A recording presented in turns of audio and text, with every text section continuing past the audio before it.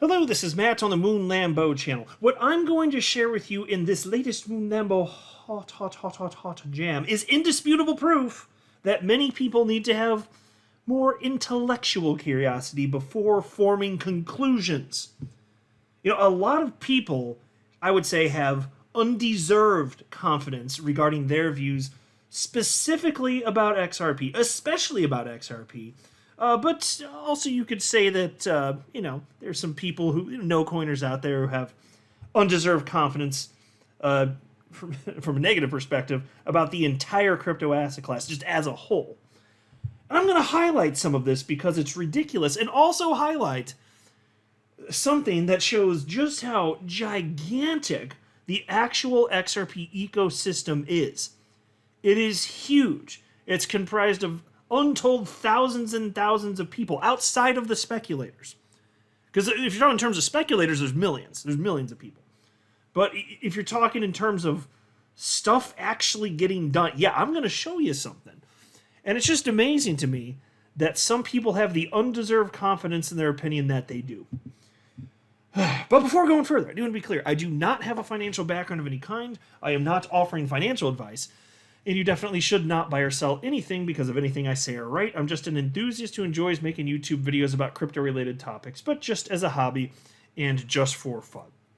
All right, so let's start with this one because there's also an article here. I'll just show you the headline here. Cardano OG says XRP not a good coin for return on investment. Oh, is that true? Is this XRP coin not bad for the return on investment? Oh my gosh. Is this scaring anybody? Is this scaring anybody out there? It's not good for return on investment. And here's this headline. This is a brand new article. Helios Labs CEO asks how XRP and Cardano are still around.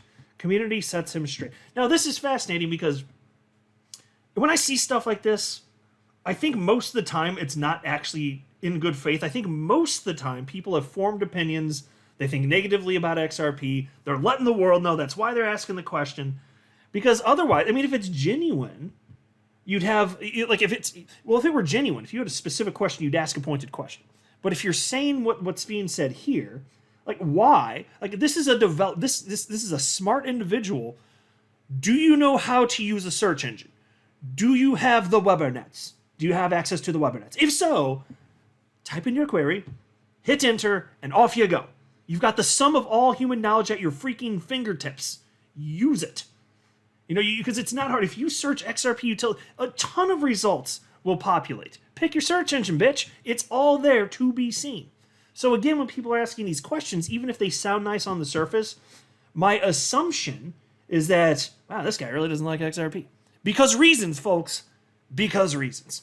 So the piece reads as follows. Helios Labs founder Mert Muntaz has called out XRP and Cardano as two hyped chains without basis, a position that has stirred a heated debate.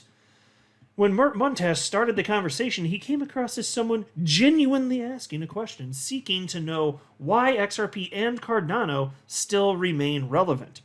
Despite the XRP and Cardano communities often being at loggerheads, some individuals like Mert Muntaz say they are unsure what their current use cases are. And then so I'll share with you the post. Here, actually, let me just pull it up right now. So here's what the guy said. How are Cardano and Ripple still around? And of course, let's pause and note, he says Ripple, he means XRP. So he's conflating the two. Like, it's 2023, damn it. Can we just knock it off with this stuff? You know, back in 2017, people were intentionally conflating it. But back then, it was like we were going through a rebranding of XRP because XRP actually used to be known as Ripple. That's true. And then, especially back before Ripple was known as Ripple, XRP, what's now known as XRP, was known as Ripple. You know, because Ripple was first named Newcoin, it was named OpenCoin, and then it was rebranded as Ripple. But before it was called Ripple, XRP was called Ripple, which made things confusing. So ultimately, it was rebranded. I understand the confusion if you're talking a little over half a decade ago. It's 2023. Can we just knock it off with this crap? So, and then he said, what do they do? Who uses them? There are great chains like Solana, Ethereum, Cosmos, Avalanche, Sui, S-U-I, I don't know what that one is. That might be the only one I hadn't heard of. Aptos, Phantom, Celestia, Monad, and even some Layer 2s. What is going on? Am I missing something about XRP and Cardano? And being unfair? Question mark. Yes, you are missing something, and you are being unfair if you think that it doesn't make any sense. Now, I'm not here to talk about Cardano. We'll see what happens. There's for real developer activity occurring there, so I'm not going to focus on that in this video. I've held Cardano, though, since 2017. I first bought it at like 2 or 3 cents. I bought some more recently for the first time in many, many years. I talked about that when I did it. But XRP is what I'm here to talk about. It's my favorite cryptocurrency. It's my largest individual holding. And oh my God, it's one of the most adopted cryptocurrencies on the entire damn planet. And you'd think that this guy, who clearly isn't stupid, doesn't have access to a freaking search engine. So then you got a response from this guy named Zach XBT. And he was just being insulting. This guy's got 465,000 followers. And this was highlighted in the Crypto Basic article. He said, their holders act like cult members. Oh my God. Are you sure that you're not meaning to reference Bitcoiners? Are you sure that, did you accidentally type this on the wrong thread? Is that what you did, Zach XBT? My God. If you want to talk about cult-like behavior, my God. XRP community is full of millions of people, a lot of sharp individuals. So like, think about it. If you want to make a comparison, I mean, in the Bitcoin community, there are tons of maximalists. They're not hard to find. You could find them by the dozen. Tons of Bitcoin maximalists. You will be hard pressed to find more than like one XRP maximalist. They almost don't exist. I came across a comment once ever. So maybe there's a few more because there's millions of people. You think there might be a few more, but I came across one once. That's it. And you're talking about cult members. You're picking on the wrong community, but this is just somebody who has undeserved confidence, opinions on stuff for which they're probably not sufficiently informed. Now, thankfully, we had Vet respond here on social media platform X.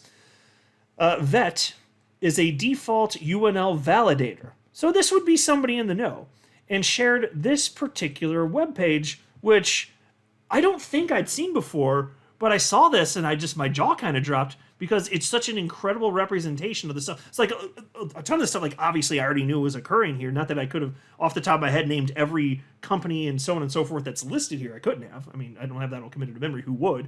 But I've seen some other nice breakdowns on other websites. I don't think I've seen this one. This one's fantastic. map.xrpl-commons.org. And it's just an XRP ledger ecosystem map. And it's just amazing that it's grown to this point. One of the greatest, most truly vast ecosystems, like one of the most vast ecosystems in crypto. And somehow, the fact that this is indeed the case is escaping these people. Or is it? If it is, my God, be more curious. Be more intellectually curious before you make these snide comments with your undeserved confidence. How about that? So in terms of XRPL content, they have links to all this stuff here. Learning and documentation, news and media, research and analysis. And if you can look at your screen, it's worth seeing this stuff here. And then under core protocol tools, API/dev tools. Look at all these links here. Core infrastructure, tons more links. Explorers, I use BitHomp all the time. I use a bunch of these. And then there's interoperability here. PayStream, I haven't heard anything about PayStream in a long ass time here. But Flare, everybody's heard of Flare. Interledger, right? Layer 2 and smart contracts, stuff there. On/off ramping. Security. Look at all the wallets for XRP. Look at this, 20 listed right there? Links to all of them. Crowdfunding. Look at the section identity. There's another 7 right there. DeFi. There's 11 there. Decentralized exchange and listings. 13 there. I just go on. Gaming and music, NFT marketplaces. Look at all this. It's gigantic. ODL users, and that's at the bottom. Real estate. On-chain notarization. This is a big-ass ecosystem. It is cemented. There has been a network effect. It has, in terms of adoption and usage, it's reached escape velocity. Unless something changes dramatically that we couldn't foresee, XRP made it. So there's true value there. It's just a question of when does price catch up sufficiently to where we're really thrilled about it. And I insist that even after nearly 15 years, the entire crypto asset class is still early. It's still in its nascency. There's almost no money in it. It's still not clear which cryptocurrencies, by and large anyway, it's pretty clear about XRP, but which cryptocurrencies are going to be here to stay. There's over 20,000 of them. We don't need 20,000 of them. But here we are. And so all of this listed right here, God, does anybody even use that XRP thing? Undeserved confidence, folks. Undeserved confidence. And then there was this from the Crypto Basic. Cardano OG says XRP not a good coin for return on investment. And which is fascinating because XRP is one of the most successful cryptocurrencies in history. If you take away stablecoins, there are 3 coins above it in terms of market cap. Bitcoin, ETH, and BNB. That's it. So it's number 4 if you get rid of the stablecoins. XRP is. Think about how much money has flown into it for it to have that position. For over a decade, it's always been in the top 10. Bad return on investment? Well, it depends on when you bought in. I mean, for the people that bought around half a penny, I bet they were pretty damn thrilled when it reached almost $4. And even today, like there's still almost no money even in most large cap coins. So the idea that it's return on investment says who? Do you have a crystal ball? Do you know what's going to happen at the peak of this next bull rally? What if XRP hits a new all-time high in interest price discovery? Not a good return on investment. It's just a bunch of people that are emotional. They have their ideology, whatever the reasons are, and they just like to say things because it's the internet. Yay, internet, everybody! And so I don't need to read the article, but there's this individual named Chris, and he wrote the following: Cardano fam, because he's a Cardano OG, self-described here, Cardano OG, right? And he wrote, Cardano fam, not knocking XRP, but personally, that's why I don't believe this coin is a good return on investment. There will be and always has been constant and significant sell pressure.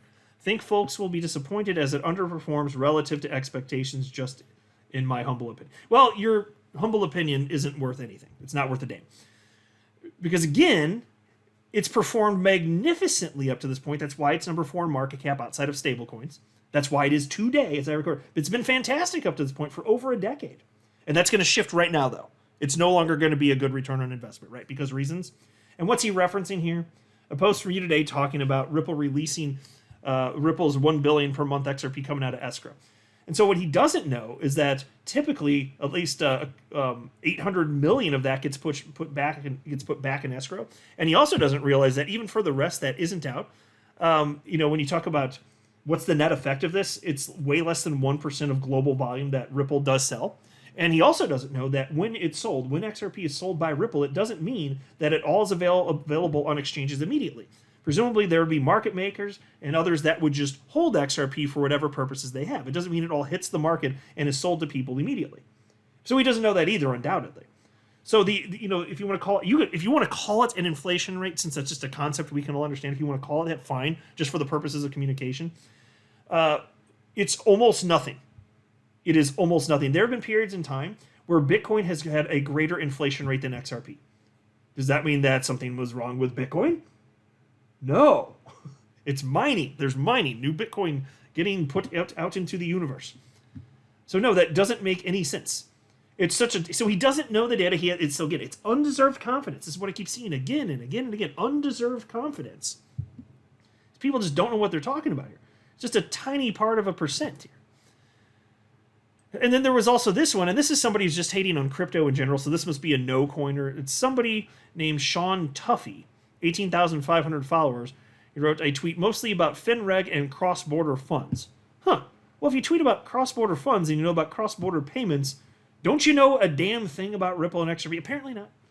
And so here's what he said. So this is scathing, but it's about all of crypto. This guy said, don't let them gaslight you. It's been 15 years, and there's been no real use case for crypto, and there never will be. Folks, not one single use case for any crypto. That's what he says in 2020. Not a single one. And there never will be. And he knows it for sure because he's Sean Tuffy. And he knows stuff. And he's on the internet telling all. He's telling everybody about it. He's going to make sure that you know about it.